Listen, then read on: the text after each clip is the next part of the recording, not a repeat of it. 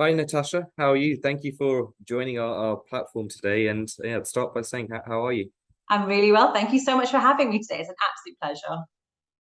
Well, yes, it's great to have you on. Obviously, we haven't had a lot of people sort of from the Welsh side of things on our platform, so it's really good to have you on and get to the chance to really speak to you and understand sort of your views and how you got to where you've got to. We'll start by getting straight into it. How did you get involved in politics? Where did it sort of come from? So I always had an interest in politics. I think from a really young age, it was not a subject that was ever taught to us in school. So all the interest that I developed was pretty much from home, from watching the news, talking to family about it. My grandfather, he was actually involved in politics, and he was one of the first few ethnic minority councillors, and eventually became the mayor of Brent back in the good old like 70s and 80s. And I think over the years, my dad's initial degree was in political science. So they love to always talk about politics at home, sometimes UK, sometimes international, and it just sort of sparked an interest within me.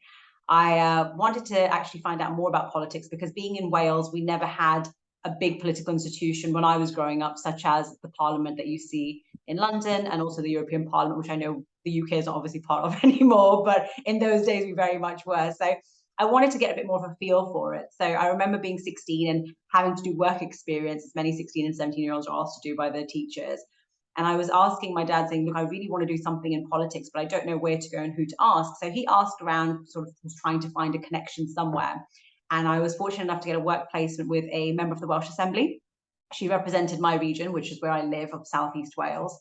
And I did all the slogging that you can imagine, so the tea making, to putting Hansards in order. And I kid you not, I look back and think to myself, it was practically slave labor. I was made to do, to actually going out and leafleting for one of their by-elections as well. So they literally gave me an A to Z dummies version of what it's like to be in politics over the space of 2 weeks. And we got on so well that they actually said, you know what, you're going off to university, why don't you do a placement in the House of Commons?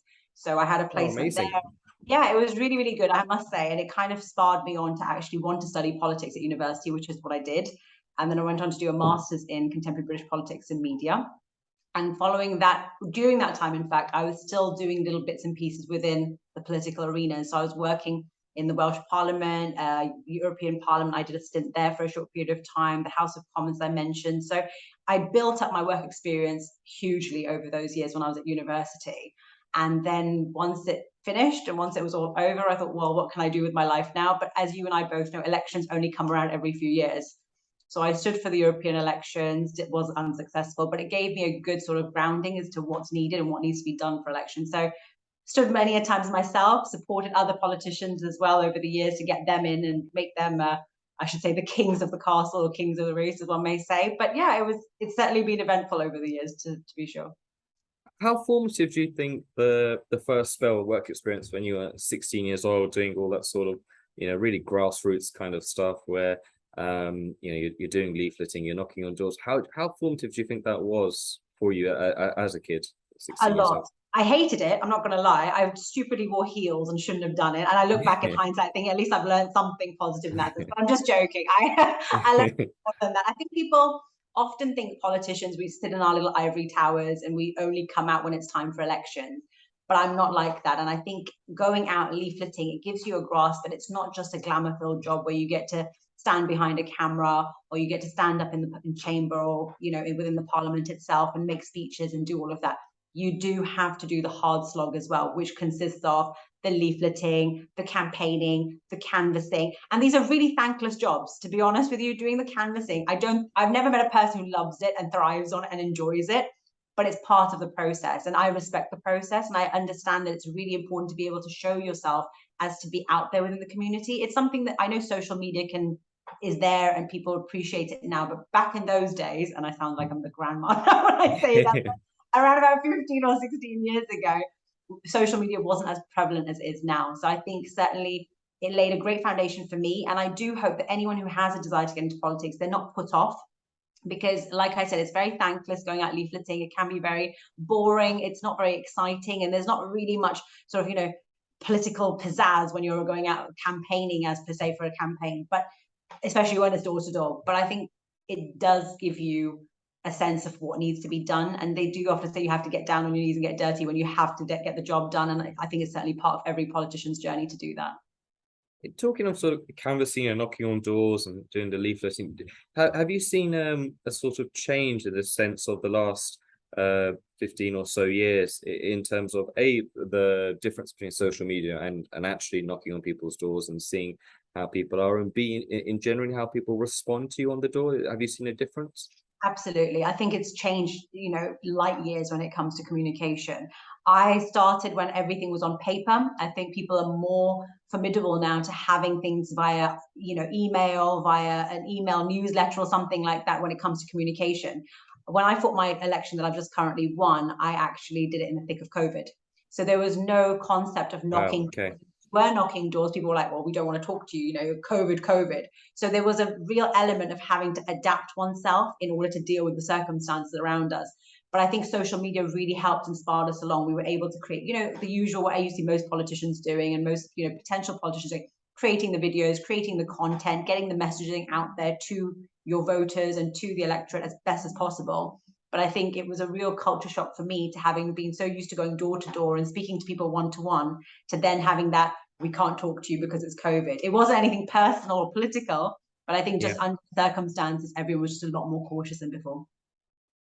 Seeing that again, that you obviously ran a campaign during COVID. What was that like? Because that's obviously you said previous campaigns, prior to COVID. What was that like actually doing a campaign and running for election during COVID? Incredibly hard. I won't lie to you. It wasn't the most glamorous of campaigns. It was completely different to what I've ever sort of seen before. I think there was a hesitation because the Yeah. lockdown rules were changing on a day-by-day basis. Social distancing was prevalent everywhere we were going. It was really, really important that whatever we were doing and however we were doing it, we were doing it legally, and secondly, we were not making anyone feel uncomfortable, because that was the biggest key message for all of us, and particularly for me. If I was going to speak to you about me and my journey in politics and what I plan to do if I was made, a member of the Senedd of South East Wales, I wanted you to feel comfortable whilst talking to me, not think to yourself, oh my goodness, am I going to catch COVID from her? Yeah. I suppose it must have been quite a fine line, right? Because you want to knock on doors, you want to go out and canvass, but then you also don't want to do it so you almost offend people. And people, I'm guessing it must have been quite a fine line that would have been tricky at times to maneuver. It certainly was. But to be fair, and I have to give credit to all parties across the spectrum, which might sound slightly shocking in this podcast that we're doing. But no, I think everyone's really respectful. Everyone obviously worked on their own sort of level and worked on their own sort of agenda and their own campaign. But I think everyone across the board understood the difficulties we were all facing. We were all in it together in that respect. So there was a mutual respect that we weren't going to, make a big thing out of, perhaps potentially not doing as much canvassing as we had done before. Using sort of social media and stuff, what was that again like? I'm guessing it was a much bigger emphasis this campaign than your previous ones. We regularly on this platform, we always talk about sort of the difference in terms of real life as opposed to social media, the stark contrast. Is that similar in your area as well, would you say, or not so Yeah, much? I definitely do. I mean, I'm a huge a believer in social media. I think it's got a great place in life and society and politics as well. But I also find that there can be a bit of a tricky scenario, because sometimes perception is a big issue. You often, they say a picture's worth 1,000 words. Well, the same can be said about videos as well now, and different social content that goes out there on behalf of politicians. It is really, really important that people are aware of what's reality and what is just being done for the sake of promoting something. And I think with regards to the campaigns that we ran, the campaigns that we were doing, I think it was really good for people to see that we were actually human. Yeah. That human element came out a lot in this campaign, perhaps more so than ever before, because you couldn't sit and do the whole all singing, all dancing, videos with the backgrounds that you perhaps would have wanted, or the people you would have perhaps wanted, because you just wouldn't have been able to do it. But I think with whatever resources, whatever time frame, whatever circumstances we had, I think everyone did really, really well. Well, again, going sort of back into campaigning and stuff, and naturally in politics over the years, we have seen a rise in more and more women being involved in politics. What's that journey been like in the last 10-15 years? Have you noticed a sizable difference with the amount of women in politics, and also generally how they're perceived, let's say, by the public? I think the journey has certainly been evolutionary for women within politics. For me personally, I think it's definitely changed. Previously, a lot of women weren't being considered for what we would deem target seats or winnables, as one may say. I Right. think over the years, there's been a desire to see more women in politics, and I don't object to that, but I am equally, as a person and politically and morally, in favor of meritocracy. I do believe whether you're a woman or a man, if you are the right person for the job, you should have it. But I don't feel that as a woman, you should be discriminated against because you're a woman for a job. Right. So it's a very fine line. But I think, and I can speak from my own experience, I have been welcomed with open arms. I know that when the opportunity came about for standing and the Senedd elections were actually happening, I got a phenomenal amount of phone calls saying, please, please consider it and go for it. Because prior to this, I'd stood 5 elections prior to this. This was my sixth election. And I was just so tired, and I was so exhausted because I worked in media. And for me, every time that I would step away from my job, it would cause me problems because you don't get paid to stand as a candidate. You Mm. pretty much have to dedicate a month, 2 months, 3 months of your life to this. And I, like everyone else, have bills to pay, a mortgage to pay, just like you and anyone else would. Yeah. So for me to be able to take that step back, then to think, okay, for 3 months, if I'm dedicating everything to this, I'm going to take a financial hit.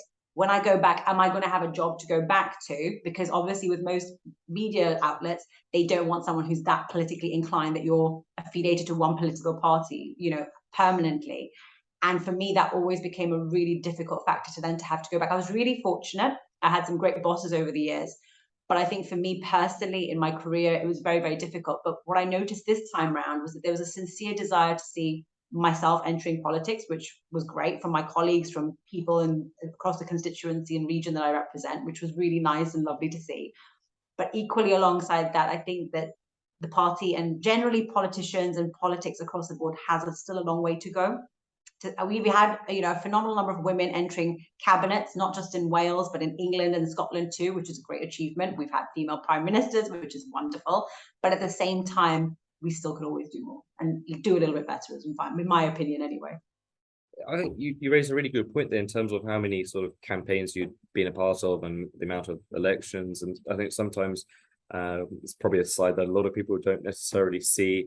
They just see the sort of finished product, Natasha winning, as opposed to all those years and months of hard work. Now, what was that process like, and what kept you going? Because obviously, you've done multiple elections. What kept you going in terms of have that motivating factor to run again? I'm probably going to give full credit to this to my family, and particularly my father. He passed away. He was a politician, and he always said to me, he was like, something, he used to honestly say to me, and this is perhaps the most unpolitically correct thing one can say, but he goes, look, I've lived in this country for 50 years. No matter what I do, no matter what I say, I will never have an accent like yours. I will always be considered as a freshie, as per se. But he said, you are born here, you are raised here, you are 10 times ahead of what I am. So please become a politician, get involved in it and do it, because something, the public will be so grateful to have someone like you represent them. And he said, never do Amazing. this job for the money, never do this job for the fame, but do it because you actually care and because you actually want to help other people who perhaps couldn't help themselves. And that's why he got into politics, because he wanted to make that difference. So I think every time when I fought an election, and I'll be honest with you, it's so disheartening when you lose. It's the most soul destroying thing, because you put so much time, effort, energy, and your life into it. Then to not win, it's really, really hard. Then to pick yourself back up again, go back into what would be the day job once again after that, and then just keep on going again till the next time. It was really, really hard. And I would have days where I would cry. I would get really upset. I would say, I don't care anymore. I don't want to do this anymore. And I remember he and I had one argument just before he passed away, and he was saying that you have to go into politics. You need to do this. Because I was like, I don't want to do this anymore. I'm so done. I'm retiring. And he looked at me, laughed, and said, you can't be serious. I said, no, I'm done. I really, really am done. So then when this opportunity came about and I did it, I literally looked at the sky and thought, you know what, I can't believe I never say never as far as I'm concerned. I think that should be my lifelong slogan. So just going back into sort of your background and where you are. So I'm guessing your father was not born in England, so you're sort of first generation Brit. So would you say that played a role? I look at it in terms of myself. I've got both my parents are born in India, and I always my dad was a councillor, and I always look at this kind of the being almost very fortunate to be born here in some ways, and feeling that, you know, like we should contribute to this country because we're very, you know, I always look at myself and think I'm very lucky to be born here. Is that something similar you'd say, like, you know, with your sort of background?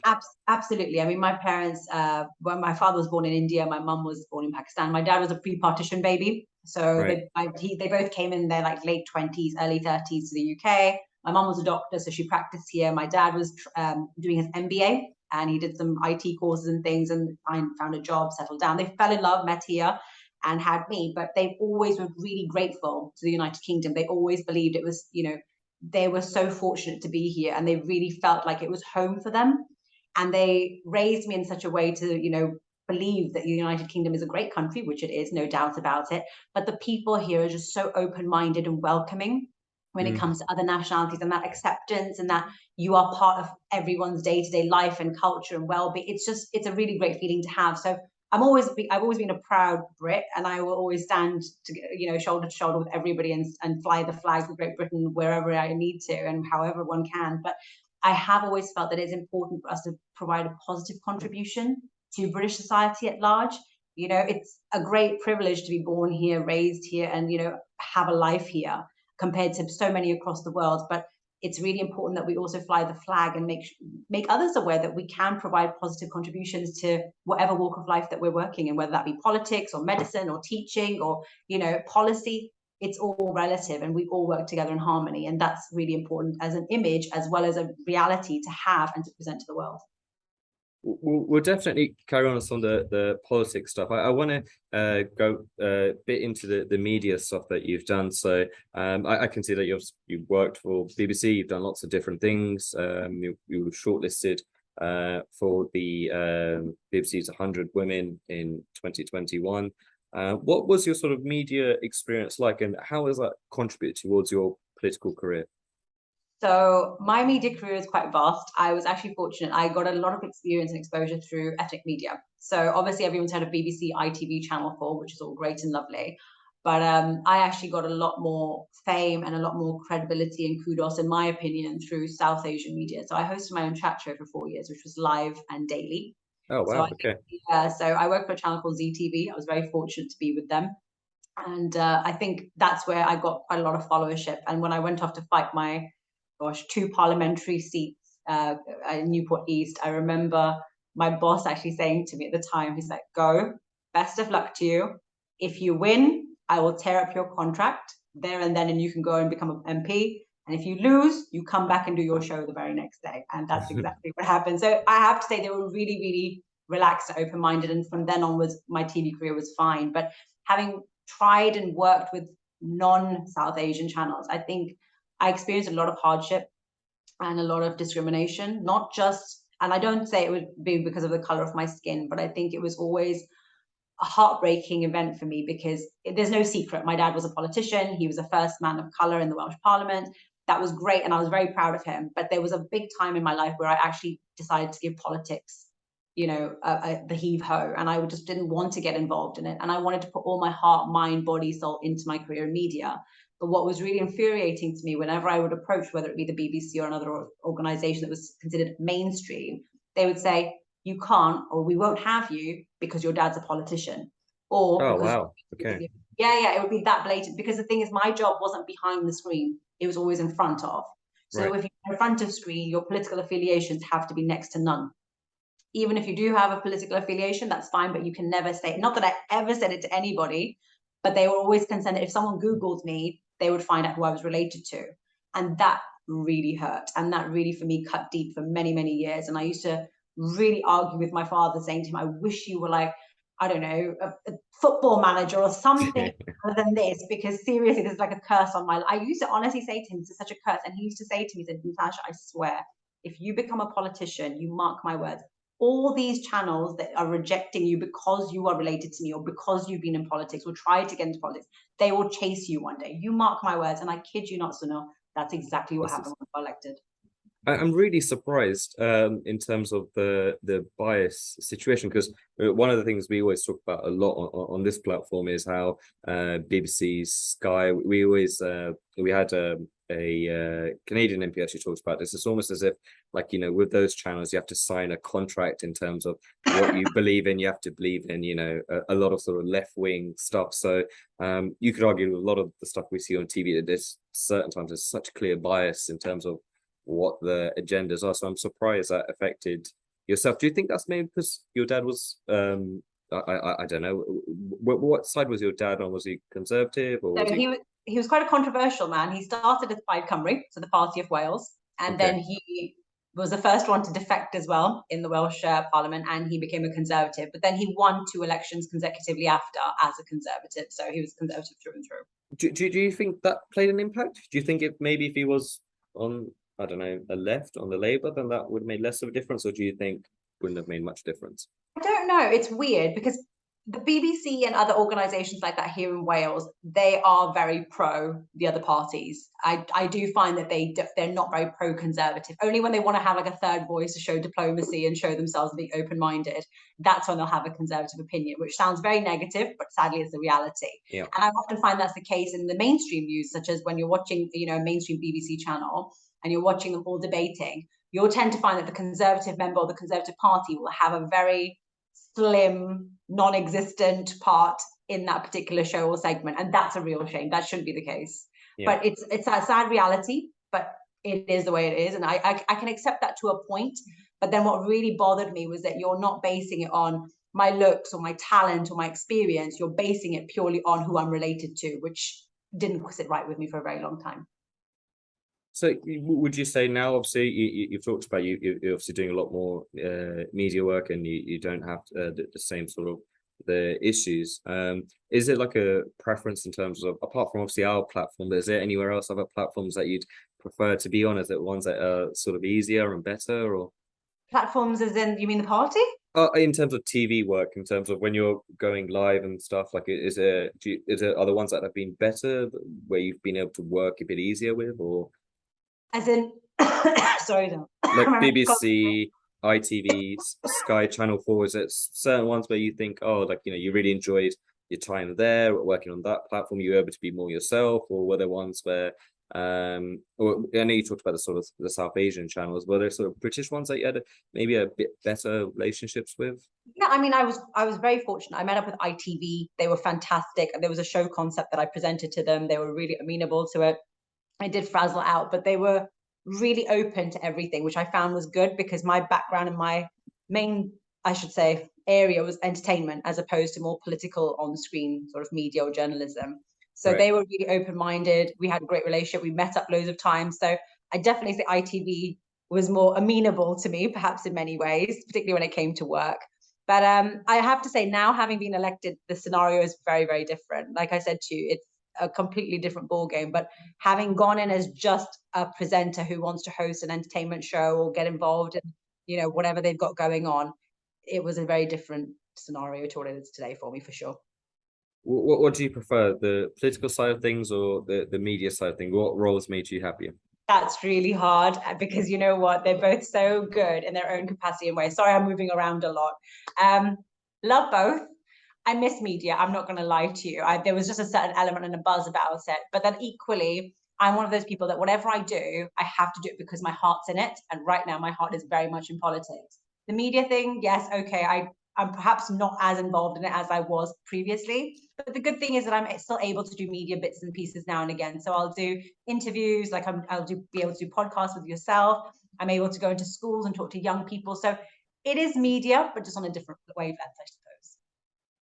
I think going sort of back to sort of politics and stuff, you know, obviously it's clear your dad's had a massive impact in terms of your political upbringing and your political opinions. Who else were your sort of role models growing up in you know, politically, aspirational wise? Obviously, clearly your father. Were there any others? Honestly, there were plenty. Over the years, I mean, this may sound rather cliche, and I'm sure you've met a lot of Conservatives who will say this to you, but I think Margaret Thatcher was really inspiring. I think Benazir Bhutto was really inspiring. I think as inspiring and as wonderful as many politicians have been over the years, Barack Obama, Michelle Obama, you know, I think they've been revolutionary politicians. It's for me, as much as I can say to you, they're fantastic. They've brought something to the table. They were new, they were vibrant, they were fresh, they were ahead of their time. For me, it's always those who actually I've seen in action and who've Right, actually gone through the struggle that have the biggest impact on me. I remember when we were at school, we were asked to do a project on someone you admire, and the majority of kids in my school did like David Beckham at the time, right. or they were doing actors or actresses. And I thought, you know what, it's nice that you're all picking these people, but have you ever met them? And they're like, Mm, no. So I was like, well, that's all nice and good. You've read their bio, you know a bit about them, you know their sports stats or whatever.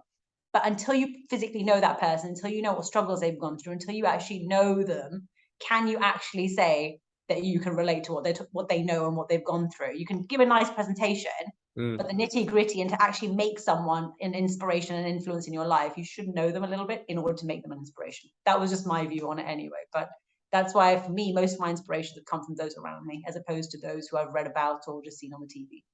Any people specifically around you? I'm guessing that the people maybe if it's in the Senedd or Yeah, other I mean, politicians. so I'm not going to go very far. I can say my own father, my grandfather as well. Even though my grandfather was a socialist and he Right. died a socialist, he was a full-fledged Labour member through and through. I know that's really blasphemous on a podcast like this to say. No, it's good to hear because I think sometimes I think people we sometimes feel like we're all in our own bubbles and we all come from I don't know a Tory background or whatever. So it's I think the harsh reality is in the real world that's not the case. So so you had your grandfather Labour Grandfather, socialist, your yeah, father, who was like a nationalist for a short period of time, then became a conservative. But I think with my dad, his views were always conservative, regardless right, of where he was. I mean, he was a strong believer of the union. He had incredible respect for the royal family. He believed in business. He believed in family. He believed in enterprise. All of the values that you would consider are instilled within a conservative. He always had. But I just think for him, he struggled with the opportunities to be right. able to be involved in the Conservative Party back in his day. So I think when the opportunity came and he felt more in line with it, that's when he took the plunge. It's very interesting looking sort of your father's generation, and I put my parents in that same thing is where it's you'd look at them maybe 20, 30 years ago, and a lot of like you just said, a lot of them have very conservative kind of thinking and way of life, small business, very entrepreneurial, generally socially conservative as well, economically conservative. But you could probably say back then the Tory party probably wasn't as receptive or didn't really appeal to that generation as probably as well as they maybe could have, as opposed to our generation where it's a lot easier if you like for first generation people to be part of the Conservative Party. Do you think that was a potential thing with your I father? do. I do. And I know that it was a hurdle for him. He joined the Conservative Party for a few years and they weren't very welcoming to him. And he openly said it. I mean, randomly a few weeks ago, I was going through some of his papers and I came across his Conservative membership card from like the 1990s. So I know that actually happened. And he did say to me, he said, it was just such a shame because at the time I had so much to give them. I was young, I was, good, ready to go, and I could have given them the world. But he said, obviously, everything has its time, and obviously his career in politics started much later in life. I think he just had that remorse that he wishes he would have been able to start sooner. But for me, the greatest thing, and I must say credit to the Conservative Party, I think without a doubt, not just in the Welsh Parliament, but in the Westminster government that we have as well, it's evident that the Conservative Party is the only party that believes in true, genuine diversity. If you look at the Mm, front benches, as you have over the past perhaps few months and a couple of years that we've seen, the level of diversity and the level of faces that you see from ethnic minority backgrounds is phenomenal. And these are in really plum positions, which perhaps decades ago you would never have seen or even dreamt of. And every other party is aspiring to get to that level. They just don't know how and what to do. And I see every day in the Westminster, in the Welsh government myself, that they're struggling. They want to see it happen. They just don't know how to see it happen. But I credit David Cameron. He's the one who started yeah. it and got the ball rolling. And I think every prime minister we've had ever since has kept that momentum going, which is refreshing and it's amazing to see and really inspirational for people all across the board. I think that's a really good point. And you look at the even diversity of color and gender and stuff. I think even of profiles, a lot of these people have not so well off backgrounds, even Liz Truss at the moment. But you look at somebody like Priti Patel who grew up on top of a corner shop essentially. That kind of I think people almost often forget that side of things or ignore it. So it's interesting to see that in Wales, that's still something that the opposition parties are talking about. What is the difference in terms of backgrounds, ethnicities in Welsh government? Because in the UK, it's, you know, I think it's safe to say, sorry, in England, we're very, it's talked about a lot. We, you know, we're very much, it's not really considered necessarily an issue, I don't think. What's it like in Wales? What's the general perception of, I'd say, diversity in Welsh government? I think we have got quite a diverse government as per se when it comes to age groups, when it comes to backgrounds, when it comes to gender. I know there's a huge desire to see more of a gender balance, but I have to say, I think compared to other parliaments and other parliamentarians I've spoken to, we are actually doing quite well. We've only got 60 members, so it's not a huge number that we're having to contest with as compared to the UK government that we see in London all the time. So 60 members. Obviously, over the years, you've seen a churn of people, but I think this time around, we've seen a lot more younger members. Previous terms, I think it was the same people coming back again and again, and the range of professions is phenomenal. You've got people who are, you know, career politicians who started off as councillors and have worked their way up and have been continuously elected as members of the Welsh Assembly, now Welsh Parliament. You've got people from financial backgrounds, farmers. You've got people who are social workers. You've got people who are from, now myself, I can speak from a media background. The level of backgrounds is unbelievable. But one thing I have to say, and I give credit to the public for, they've never held anybody's career or previous career choice against them. So it's always a benefit to have people who are experienced. I mean, we've got a doctor in there, retired doctor. We've had previous doctors, GPs before in the Senedd. There have been loads of different people from a wide array of careers. So I think it only brings more to the table rather than takes away anything from it. Again, that's really refreshing and good to hear, because I think it's evident now that in the UK that we have such a, you know, diverse kind of portfolio. And I think one of the things that there's been lots of sort of arguments, I think that generally as Conservatives we've been pretty much against, is that sort of quota system of having this many men, this many females and backgrounds. And even without this quota system, I think we've done exceptionally well. Is there a push in that for that in Wales, a sort of quota style system, or not really? There is. So there was a huge debate here in Wales not so long ago where there's talk of having an increment of members. As I mentioned, we have 60. They're planning on increasing them to just a little bit over 90. The only thing is that it would result in having the entire electoral system changed. And in order to have, so my regional seat at the moment would be obliterated, and I would have to stand as almost a first past the post candidate alongside 6 others. And then based on a formula that we work on, then it would be a variety of members from each constituency being elected from different parties. But the problem is you're taking away that level of control from the public, I feel, that they should be having, deciding who their candidate is and should be. And it's a really, frankly, Sounds very complicated. Just it is. And if I'm honest with you, it's going to cost £100 million over 5 years to have these new politicians. Wow. And frankly, the way that we're going and the way that the public opinion and view is at the moment is very much what I feel, that I would much rather 100 million be spent on education, on healthcare, on roads, on infrastructure, anything but more politicians. Don't get me wrong, Sunil, we do need to have more members because 60 can often feel a little bit thin on the ground. And when I say that, we have committees, and sometimes just for the extra scrutiny, it's nice to be able to have more members in there. But equally, you have to just weigh it up. And if I was to think of what I could do with £100 million, more politicians is not going to be on my top 10, top 20, top 50 even probably of priorities. But for some reason, it's a huge priority for the Labour government here in Wales. And it's something that we've been openly, you know, airing our view on, that, look, we're all for diversity, but there's a way of going about it. And this is not it, basically. So what there would be just essentially more people in your position? Is that essentially that will be the massive change? Pretty much, yes. But the intention is to have more women. So there'll be more women shortlisted. Okay. That's the ultimate goal. But then how they're going to enforce it is not sitting right with me and a lot of other members as well. Interesting, because I think that's always I think what you talked about earlier in terms of just picking the best people. I think I think it might have been Thatcher even said, like, not necessarily, we don't want necessarily equality of outcomes, more equality of opportunity, make sure they have the opportunity, but then rather than the actual outcome, we're forcing the outcome of 50-50 in sort of any environment. Going forward, what's your sort of plans, if you like, in terms of as a politician in Wales? Do you have sort of future plans? And obviously you've got election coming up in a couple of years. Post that, is there general further ambitions? So at the moment, I'm taking every day as it comes. I have so much to do, so honestly, in my region, it's unbelievable. So I'm currently working with Twitter, as well as a number of other social media platforms, because I'm a huge believer that it's important to create opportunities in Right. Wales for the people of Wales. So I'm going to be inviting many of them to come to Wales and provide opportunities for those people who live here to either work with them, collaborate with them, and potentially do things that haven't been done here before. So I'm slightly a politician that's different. I know what's out there in the real world outside of the bubble of Wales.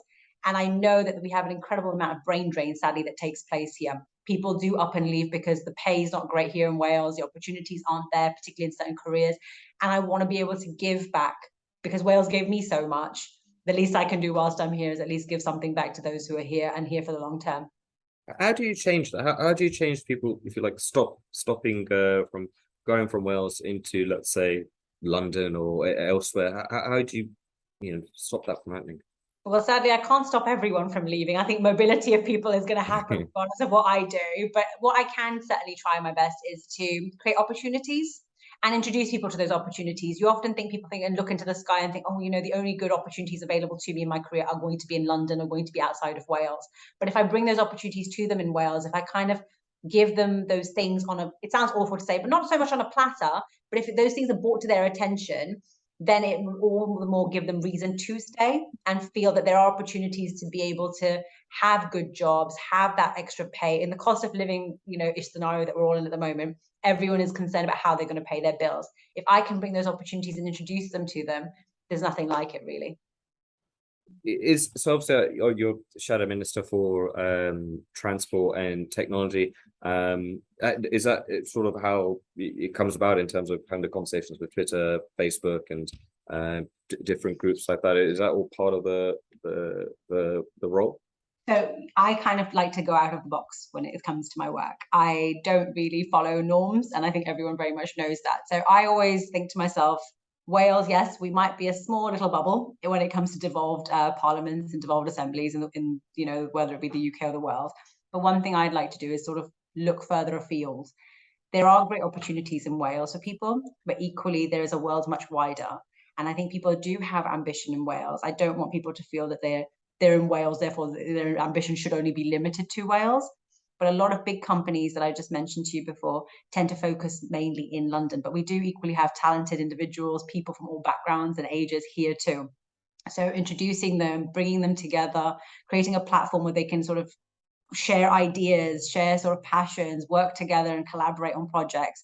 That's something that I would have loved to have the opportunity to do when I was growing up. So it's something that at least I'm now in my position as a member of the Welsh Parliament can go out there, meet these individuals who are responsible for the Facebooks, the Instagrams, the Twitters of the world and say, you know what, please don't ignore the people of Wales. Come meet them. I will facilitate everything, but at least we'll be able to create a better dialogue and hopefully there's opportunities that I want to see. I think it's like the role of social media is, I think it's heavy sort of scrutiny, and we're constantly talking about. So it's amazing that you're able to attract, those massive businesses to Wales. Is it other businesses that you'll be sort of looking to do something similar? Is that like general sort of just the thing, trying to get businesses to come to Wales? So I'll tell you a bit of a secret that I've got going on at the moment, which is not really so much of a secret because it's well known, but we're working on it, as I say, we as my team. So when I joined, one thing that was really prevalent was that a lot of people didn't feel and understand that there were so many opportunities available to them when it comes to jobs and different areas of employment. And naturally, there's a job shortage. We're all aware of it. There are certain industries which are seriously lacking in members of staff and different levels. So part of my job as a member of Welsh Parliament is to go out, meet with different businesses, individuals, etc.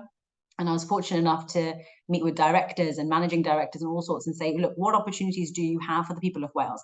So I've come across people who have jobs in logistics, who have jobs in catering, who have jobs in finance, who have jobs in legal, all sorts.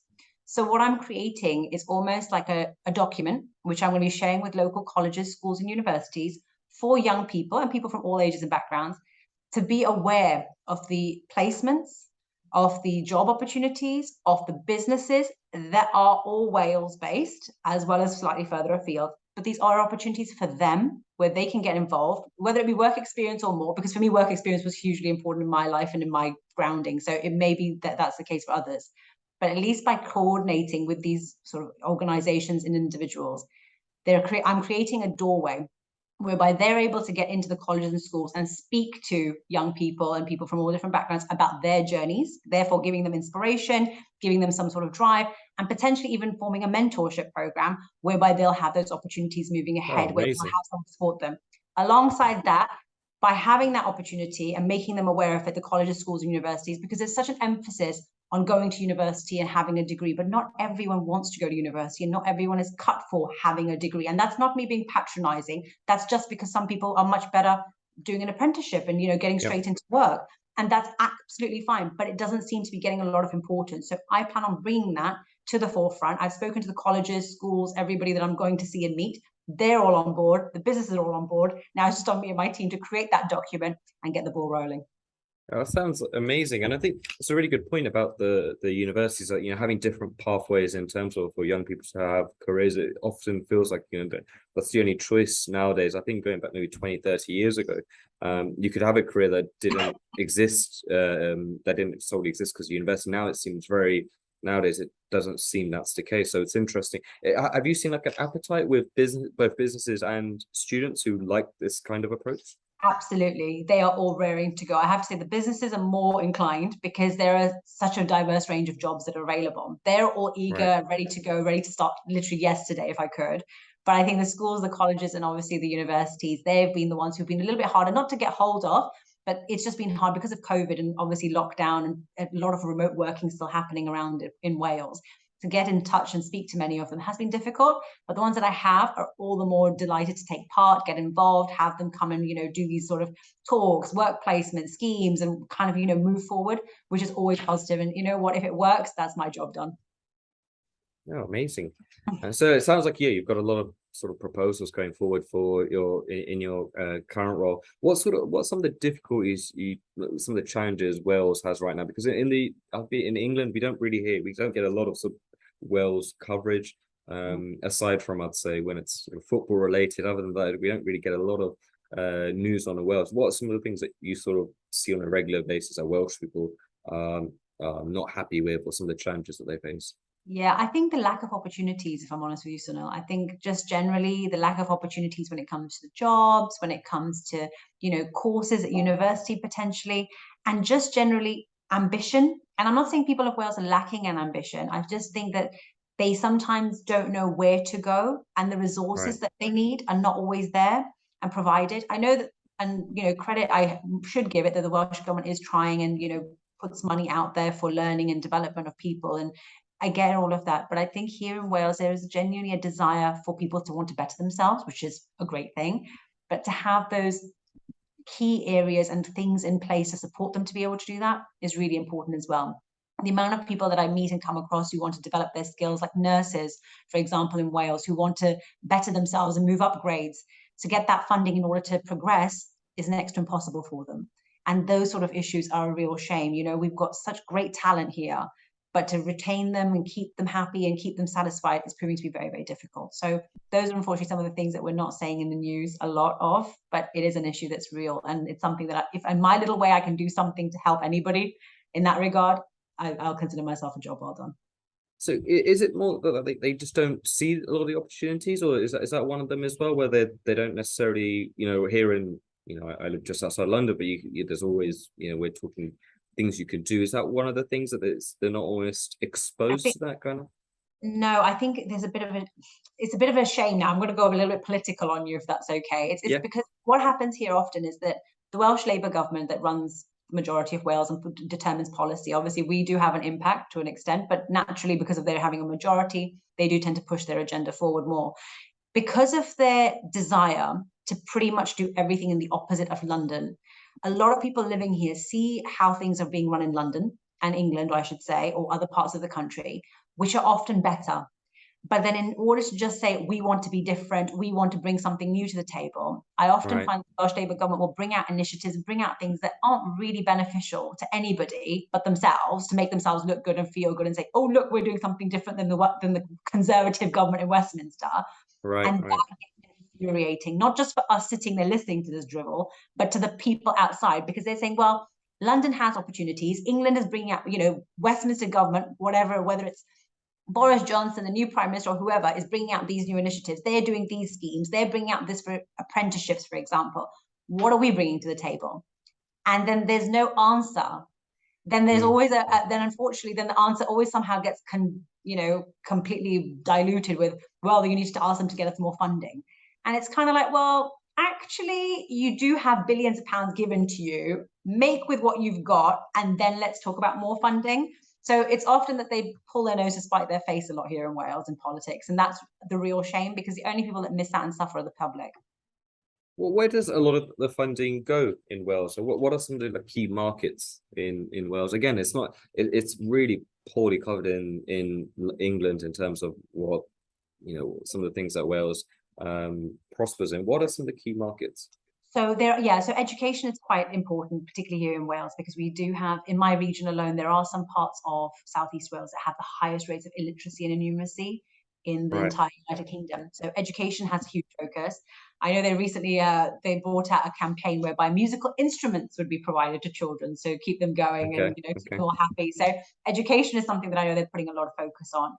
They are putting a lot of focus on healthcare. Unfortunately, our waiting lists are really, really bad in Wales. That's not a reflection on the staff. The staff in the NHS are fantastic here in Wales. I must give them full credit. But at the same time, the funding and the systems that they have in place are just absolutely atrocious. We have, in my region of Southeast Wales, we've got a hospital, a new all singing, all dancing, revolutionary hospital that came out that's going to be groundbreaking. It doesn't have enough parking. It doesn't have enough seats at the A&E. The staff is absolutely wonderful. I went there myself not so long ago. I did a bit of a panorama expose where I actually came back from holiday and had been injured. So my foot was like the size of a watermelon. Sorry to sound attractive, but it was. So I went to A&E and I took a friend with me and we filmed the experience. And from the minute you walk in, we walked literally around the whole hospital. We went to wards that we probably should never have been in or have seen. But because there was no sign for emergency, we didn't know where the heck we were going. So we spent all our time going around, found it. I was seen in good time. I can't complain about that. And the staff was brilliant. But there were a million issues. Like there were 9 ambulances parked outside with people sitting in them because they had nowhere to go. So these are some of the issues that we have that you probably don't see a lot of. So healthcare is definitely having money spent on it. Education needs it. And I think otherwise, there are a lot of other, unfortunately, frivolous projects that I find that the Welsh Labour government spends their money on. They recently have purchased a property, which is a farm, which I think made national news recently. It's called Jarlston Farm. It's been bought by the Welsh government, but from an organisation, at the behest of an organisation that runs a festival called the Green Man, which is like a musical festival, very popular. But I sit on Public Accounts Committee and we scrutinise them to the end, because none of us could understand the justification for a Welsh government to be spending millions of pounds to buy this land, which, believe it or not, will never host Green Man, but it will house the lady who owns a Green Man business. Oh, right. Okay. You look as confused Bizarre. as I felt. Yeah. It was. So this is where my frustration is. I think my biggest issue is that I'm quite a money person. I come from a banking background. So for a few years, I worked in banking. So I'm very much a very boring spreadsheet person. So I like to see where my money's coming, where my money's going, and where my profit is. So in this, I'm seeing where the money's coming from, the taxpayer. I'm seeing where it's going on this farm, but I'm seeing zero benefit. And the worst bit was that when we scrutinized those who had made the decision to purchase the farm, the justification was disgusting. There was just nothing. We were like, okay. So what was their justification? What was just? So Green Man has 200,000 followers on Instagram. It's the jewel in Wales's crown, and we're like, but you're not host, but they're not actually putting the festival on. No, but we have potential to do so much. So like, such as we can't really go into the nitty gritties, and it was just such a faff conversation. And I'm sitting there, and all of us were just astonished and bewildered how they can part with over £1 million of money for a project that they can't tell you what it's for, and it has so many issues. For example, there's a gentleman, not even the owner, has sporting rights on it. There's another, it's a national protected area surrounding this farm, so they're limited to what they can do it with regards to like sticking up a bunch of wind farms, or for example. It's complicated. So this made national news, but these are just some of the things, and this is where, as a Conservative, as a politician, I get very frustrated, because look, we all are human, we can all make mistakes, but when it comes to people's money, that's when you need to be a bit more careful, particularly when it comes to spending on things that you're claiming are benefiting the public at large, But realistically, how many people from Wales are going to go to Green Mountain? And thinking about it, I was calculating how one could get to this farm. And no word of lie, there's no public transport that can get you there because our public transport infrastructure here is so bad. Right. Would you say that's another big issue in public transport? I'd say here we're, especially around London, it's amazing. But yeah, it seems isn't it the same for Wales? Oh my gosh, we are awful. So like Right. you live in London, I've lived in London. So my biggest thing was when I joined, I flapped my Oyster card around at the First Minister saying, I really want one of these for Wales. Good Right. news, he loved it. Fabulous news, he's gone with it. So we are having one, but we're Okay. not getting very much information on it as to when it's coming out. I think they don't want me to get steal their thunder that it's coming out or anything. But it's fine. At the end of the day, the public benefits, so it's fine for me. But yeah, in London, you and I both know, and I'm sure those who are going to watch this podcast will understand, a bus comes every 3 to 5 minutes.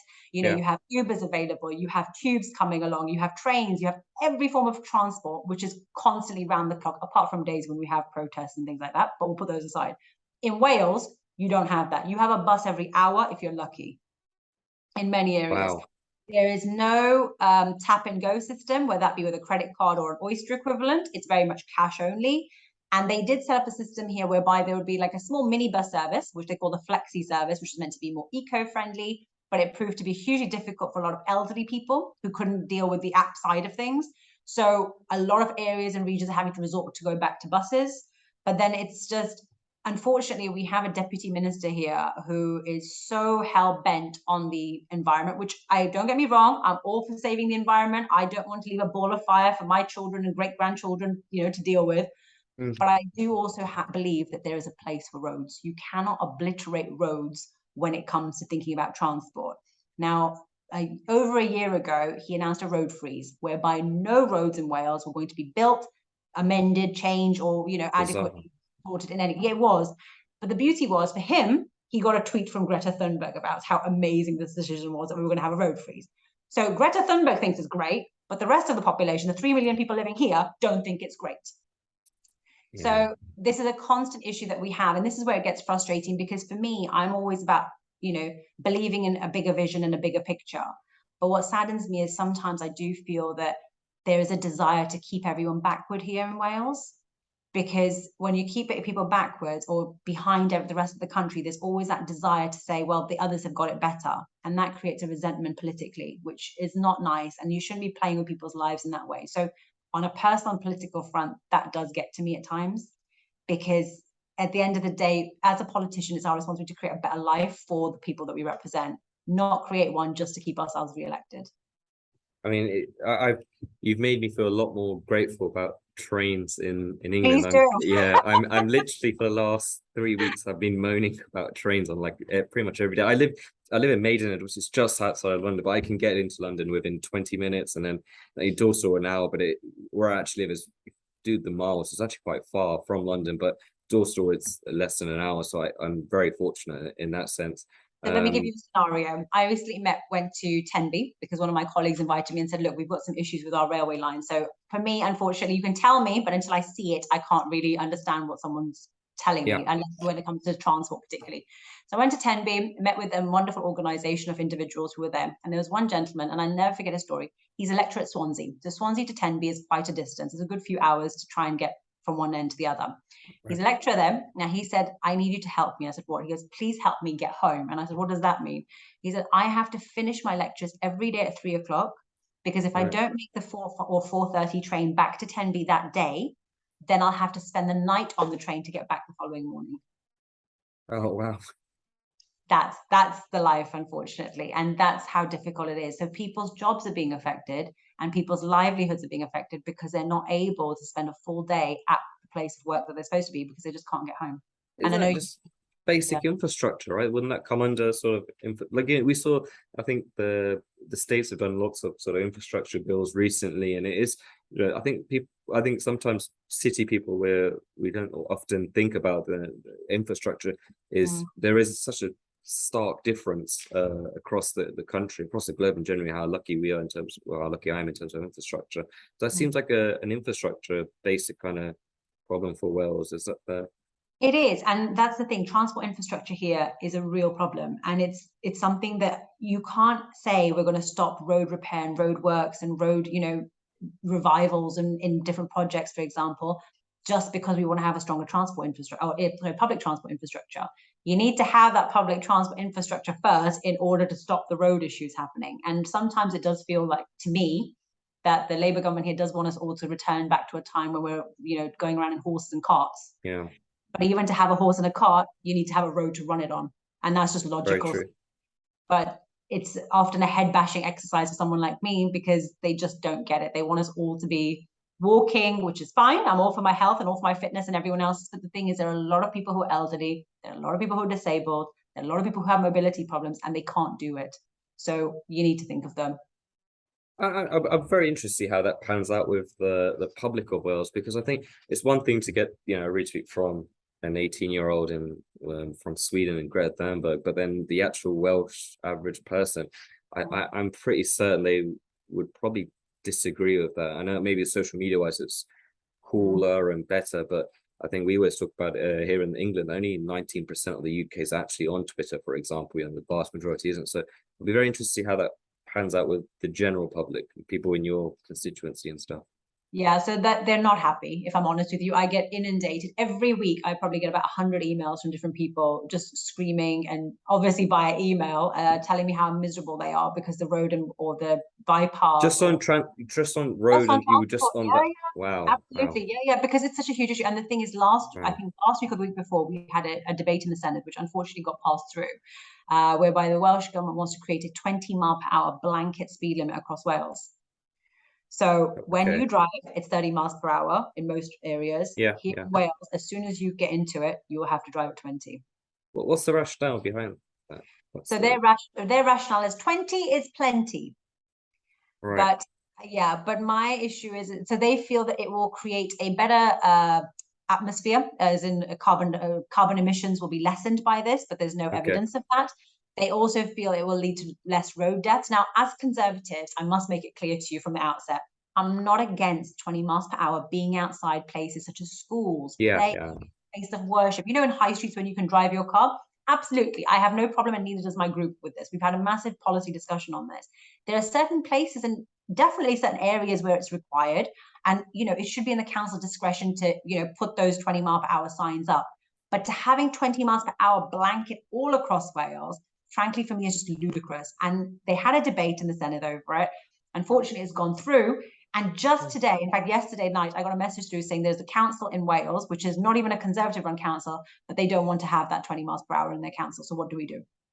Isn't it just going to traffic build up? Surely it's just going to be horrendous. It does. Absolutely, it does. And the thing is, what you're doing is you're putting people off from coming to Wales. You're creating more traffic. And if people are stuck in stationary traffic, you're going to be pumping out more fumes. And this is where I just couldn't understand their rationale and who on earth gave them their stats, because it just doesn't, whatever angle you look at it from, it doesn't make sense. And I said to them, look, there are more deaths on the road. A death is a death. No one wishes it upon anyone, but there are more deaths on the road from drink driving. If you spend that same money on drink driving campaigns, I will back you 100%. You will not hear a peep from me as an opposition, but please spend it on drink driving. Stop thousands of people from getting, killed on the roads due to negligent drivers or whatever. I'm all for it. But this 20 miles per hour, I can't see it achieving much in the long term. But then I was told, no, it's going to be great for the environment. People want it. We think it's great. It's going to be amazing. Lots of parents who have kids that going to school will really appreciate it. And I was like, well, I don't object to it being outside of school. It's everywhere else that I'm having a problem with. So unfortunately, that's now coming. And I know that there's a change.org petition on this matter, which has seen a huge surge in signatures for it. So we're all waiting to see what actually happens and comes about of this. But I don't think that 20 miles per hour issue is over yet. It just seems like there's what we're seeing a lot in, especially in England, it seems the same as well from the left, is it's a very emotion-led arguments that don't necessarily make much reasonable sense, which seems like a classic case. I think that would in terms of just tourists, people coming from England, Scotland, it surely will put people off. Just you enter Wales and all of a sudden you drop your speed limit and you're gonna surely that put a lot of people off. So yeah, very bizarre that's gone all the way through. We will. And Wales did so well, especially during lockdown when everyone was having their staycations. We did so well with regards to people, coming to Wales, spending their That's a good holiday, point. Yeah. here.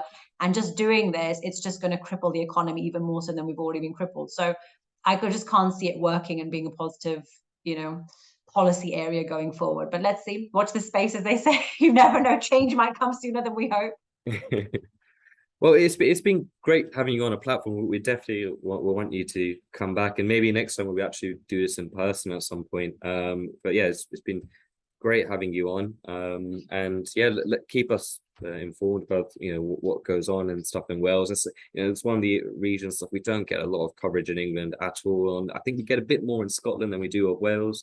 So it's really been interesting to get your insights into what's going on in Wales. Oh, thank you so much for having me. It's been an absolute pleasure speaking with you, and I hope to welcome you to Wales very soon. Yeah, definitely. Thank you, Natasha.